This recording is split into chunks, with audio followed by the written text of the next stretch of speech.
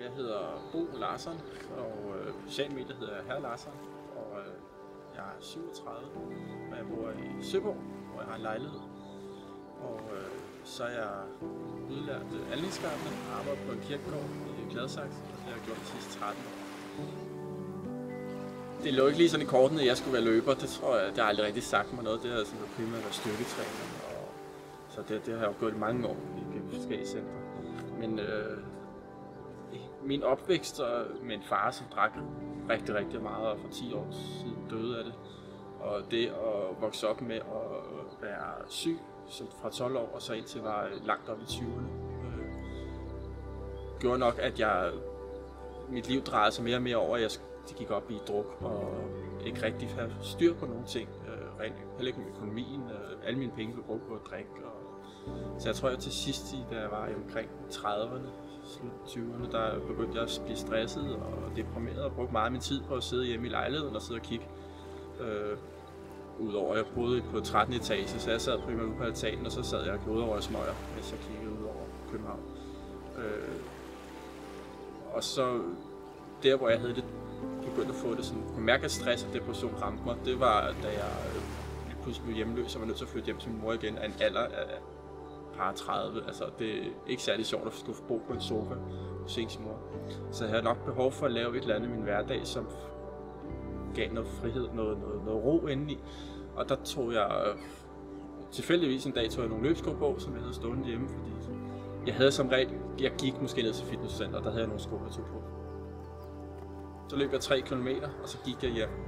Og det gav mig bare en eller anden ro, når jeg også havde musik i ørerne, som jeg kunne mærke, at det passede mig rigtig godt.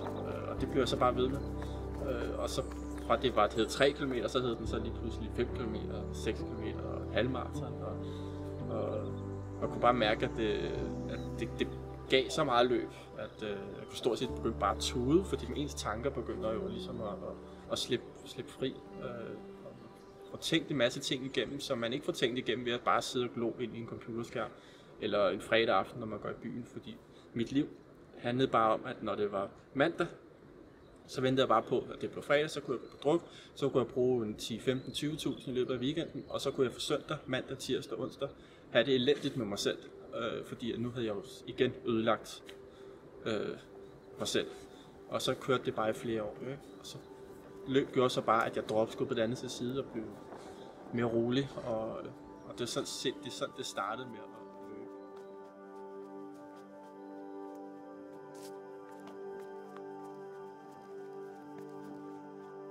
Da jeg blev omkring 12-13 år, omkring konfirmationsalderen, der finder tandlægen ud af, ved at jeg skal have de der bøjle på, og der får man taget en scanning af hånden. Finder ud af, at jeg faktisk ikke er vokset, at jeg stopper ligesom med at vokse, det har ikke ændret sig min vækst.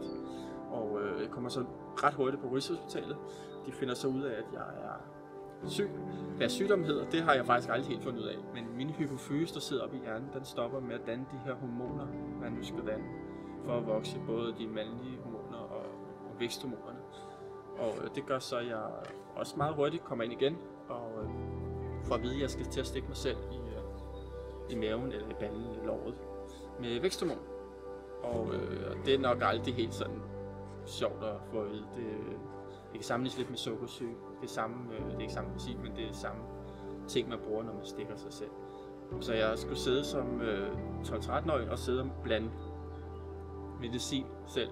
Det er så mange år siden, så dengang der skulle man selv sidde med forskellige ting og blande, og så lige banke luft ud og sprøjte den, så man ikke sprøjter luft ind i maven.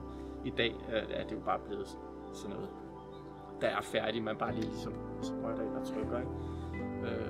Men det medicin tog jeg indtil jeg var omkring 20, og så fik jeg en masse piller efterfølgende og gik til kontrol op til 4 gange om året for at sikre sig, at hypofysen fungerede som den skulle.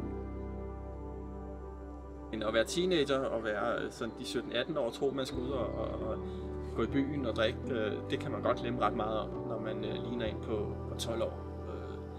Så det var ikke sjovt til tider at skulle, hver gang jeg skulle, jeg kunne ikke overnatte nogen steder, for jeg er nødt til at have en fryseboks med, fordi det medicin man får, det skulle være på køl hele tiden.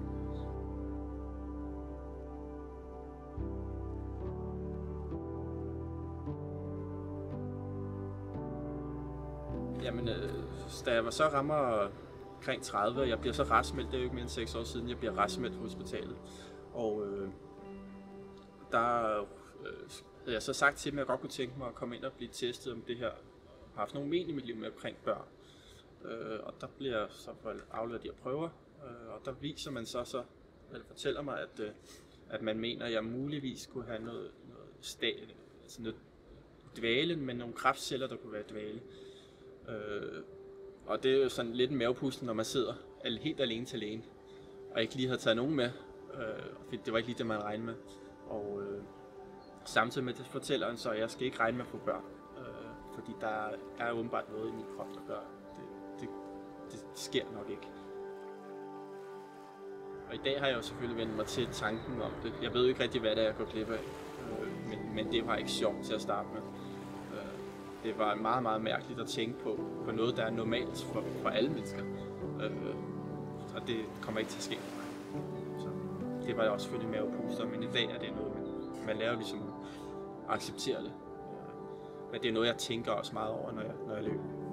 Faktisk. Det er sådan, jeg får timerne til at gå i de lange løb. Det er ved at tænke på de her ting, selvom de er negative ting, så får jeg ligesom arbejdet med det.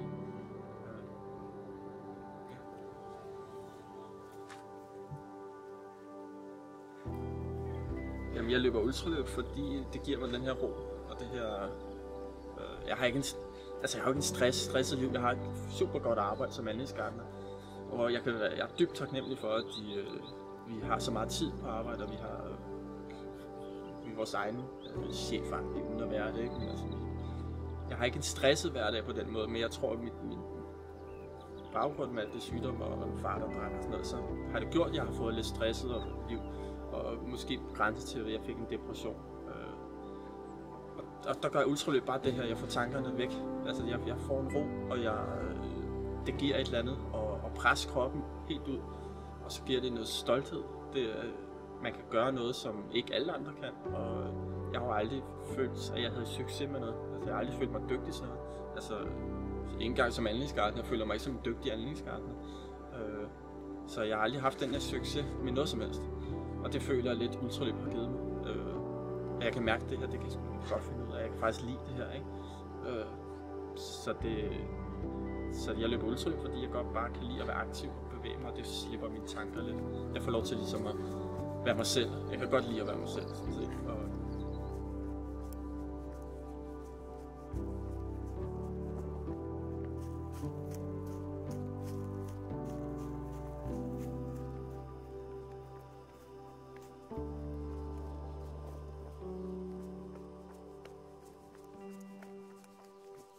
Jeg er allermest stolt af, det er klart min foredrag. Der er 2 ting, og den ene ting, det er det, at jeg har lært at holde foredrag. Det har jeg nok aldrig nogensinde troet, at jeg skulle være en type, der kunne stille mig op foran 30-40 mennesker og stå og snakke om mig selv.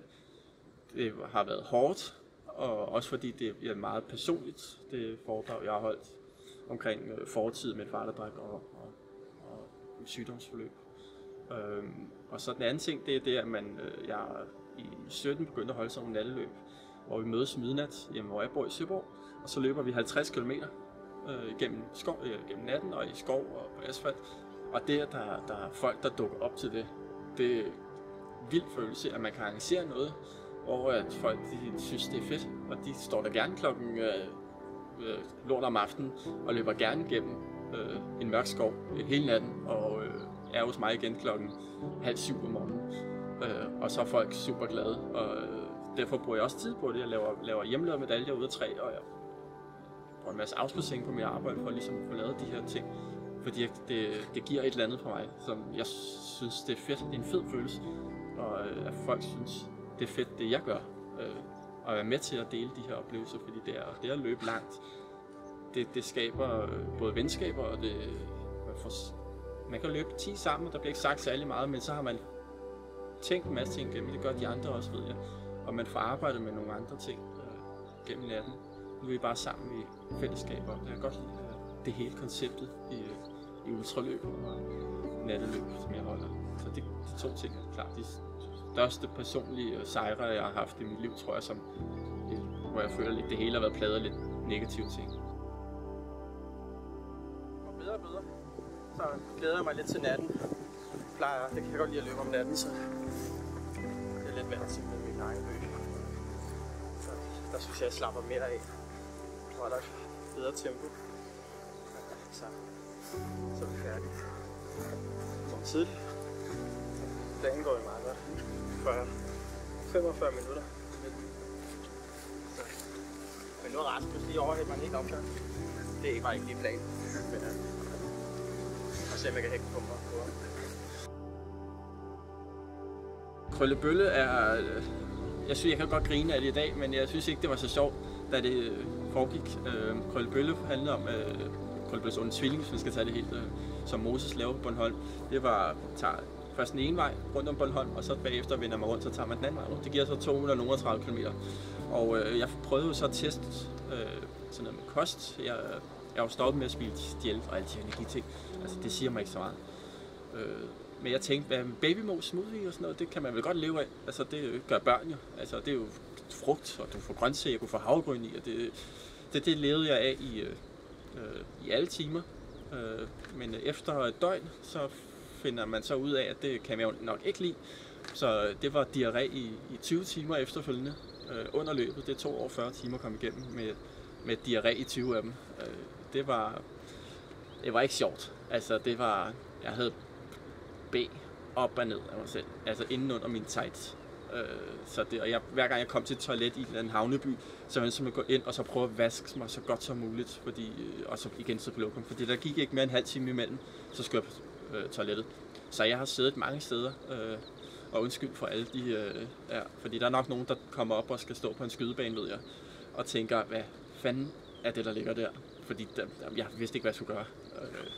Så jeg prøvede for vidt muligt at finde steder, hvor det var gemmes lidt væk, men det var ikke sjovt. Altså i dag griner jeg meget over det. Jeg synes, det er en fed historie at fortælle, at jeg stadigvæk kan løbe igennem et løb også med diarré i over halvdelen af tiden. Men jeg var ikke syg. Det var fordi, at maven simpelthen bare ikke kan, den skal have noget, der holder det sammen. Det, der kommer ind, kommer jo ud mere flydende. Det vil sige, når jeg tager noget ind, som bare er rigtig meget flydende, så kommer det jo bare ekstremt meget flydende ud. Så det 2 timers blød i badekar efter mål, det hjalp lidt på det. Og så kunne jeg ikke gå efterfølgende, fordi man simpelthen bare så tyndsligt. Det tog lang tid at komme over. Men det var meget sjovt. Kom igennem. De par omgange har været rimelig hårde. Men vi holder den i hvert fald omkring 50, tror jeg. 55. Orda. Så, er det okay? Jeg er lige sådan træt. Solen står op om 2 timer eller sådan noget. Ja. Gør den der? Det gør du. Gør du ikke? Det er stærkt her. Jeg er bange for store dyr i mørke.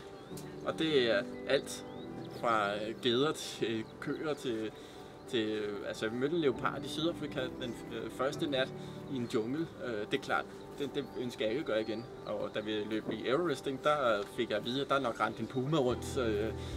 Men det er alle store dyr. Altså en ko i Afrika, eller i Italien på et bjerg, hvor man regner med, at man ikke møder en ko. Fordi det eneste lys, man har om natten, det er pandelampen, og man kigger som regel sådan her. Og så lige pludselig kigger man op, så står der en eller anden 3 meter høj ko, ikke? Og det er selvom det er bare en ko, så er der et eller andet skræmmende over store dyr i mørke i andre lande. I Danmark der er jo ikke rigtig, der er ikke noget, men der er et eller andet, fordi man er så meget inde i sig selv, og man har været i gang i så mange timer, så trætheden har taget over, man bare lærer at kontrollere den. Så er det bare sådan, ja, det havde man ikke lige regnet med, og så får man lige det her. Altså, jeg har gået store buer rundt om, fordi der stod 15 køer midt der, hvor jeg skulle igennem. Og det virker bare større, end når man er lidt træt. Og, ja, det kunne sikkert æde en, hvis de har lyst. Ej, det ved jeg ikke, men det er store dyr. Selvfølgelig er løver og leoparder, de står nok lige højere på listen af skræmme ting, ikke? Men jeg er generelt ikke glad. Jeg er lige glad med edderkopper, slanger og værs, småkogl. Alle skal med på sådan en tur. Men der er et eller andet ved ting, der er større end mig selv. Det synes jeg er lidt skræmmende. På en lidt sjov måde, ikke? Altså, det er ikke fordi, jeg render skrigende væk. Men ja, det er det.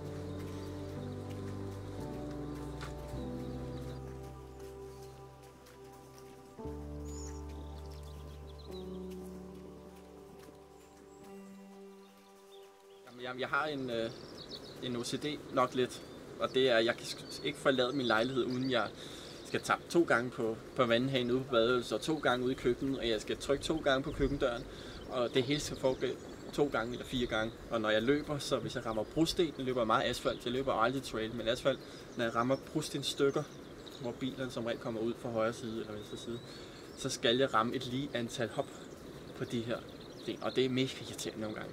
Men jeg kan simpelthen, når jeg ser det, så planlægger jeg, okay, det er et langt stykke, så inden jeg når derhen, så er jeg sådan, okay, det er 1, 2, 3, 4, det er 4 gange, jeg skal på den.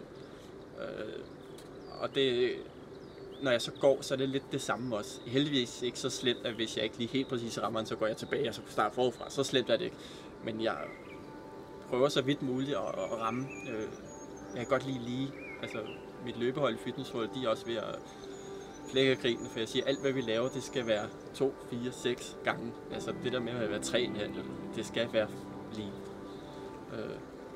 Så det, ja, det er nok meget, det er min OCD, det er der ikke så mange, der ved. Jeg fortæller lidt til nogle folk, og til tider kan det være stressende, især det der med at være hjemme og skulle dobbelttjekke tingene. Det svinger lidt for slemt der, fordi især hvis jeg skal rejse, og ikke kommer hjem i en weekend eller en uge, så kan det være slemt, så kan det tage mig rigtig lang tid at komme ud af døren, fordi jeg er simpelthen nødt til at, og så står jeg op i hovedet sådan lidt, hvad fanden skal jeg? Og så kommer jeg ned, og så tænker jeg, okay, løb vandhanen, inden jeg gik. Ej, det tager jo 2 sekunder at gå til. Så jeg går og løber lige op og tjekker, tap, og den er der. Hovedet der er låst, ikke? Altså det hele skal lige 2 gange, altid 2-4 gange, men som regel 2 gange.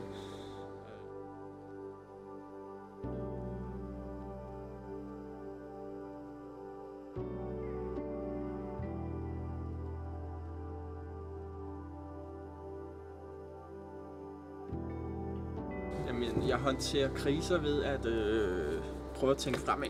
Altså for det første så handler det om at være glad. Altså forsøge vidt muligt at være glad hele vejen, og det at have en masse selvironi, det har jeg også. Jeg har fundet ud af, at det at tage lidt pis på sig selv. Selvom man er alene, kan man godt drille sig selv, jo. Det synes jeg er ret god til. Og grine lidt af det, man har sat sig i, ikke? Altså for eksempel, da jeg var på Bornholm med diarré, så grine lidt af det. Altså forsøg til, hvad er det for noget svært noget, jeg har rodet mig ud i. Men så prøver jeg så vidt muligt at tænke fremad. Og sige, jeg altid, hvis jeg går på en op mod bjergtop, så er jeg altid over den bjergtop op i hovedet. Jeg er altid længere fremme. Hvis jeg løber rundeløb for eksempel, som på aeroresting, så er, selvom det hedder 32 omgange, det hedder løbet, så er der ikke 32 gange op i mit hoved. Fordi den første tæller ikke med. Den er fuldstændig rød, så er nede på 30. Men den sidste tæller heller ikke med. For det er sådan en æresrunde, så er vi nede på 30. Og når jeg så løber, så kan jeg sådan op sige, okay, med den runde jeg er i, den tæller i princippet heller ikke med. Så jeg jo allerede kan jeg jo trække en fra, så jeg er hele tiden oppe i mit hoved længere fremme, end jeg i virkeligheden er. Og det giver meget god mening op i mit hoved, men jeg tror, at det er ikke alle, der forstår det. Men man skal også finde sit eget, så det er sådan, jeg kommer ud af kriserne, det er ved at tænke rigtig meget over, hvor langt fremme jeg er, og så skubbe mig længere fremme, end jeg faktisk er. Og så bare være glad og positiv. Det handler ultraløb rigtig meget om at komme igennem smilende.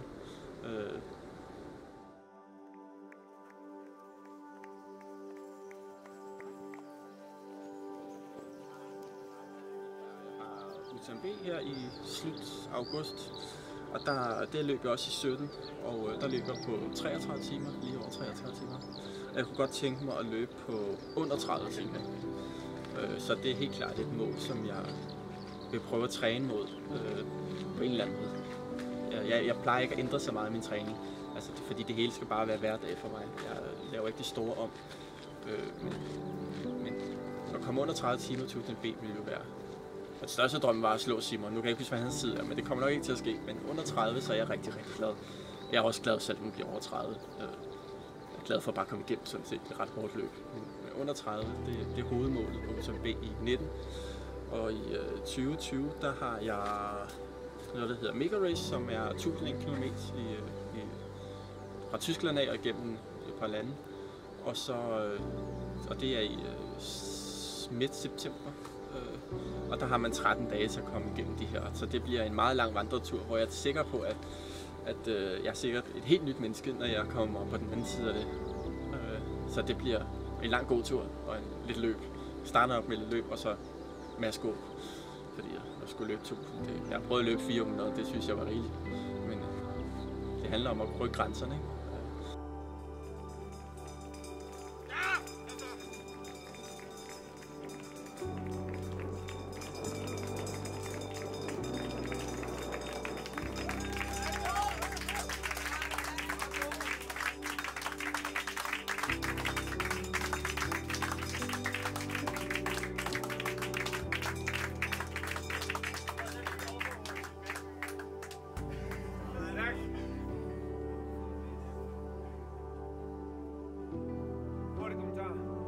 Jamen, airwrestling gik fint. Jeg havde sagt til mig selv, altså jeg har jo altid haft en stor drøm om at kunne løbe airwrestling på 20 timer. Så skulle jeg nok træne målrettet mod at løbe airwrestling. Og det gør jeg ikke. Det er en del af et større mål, jeg har. Ikke?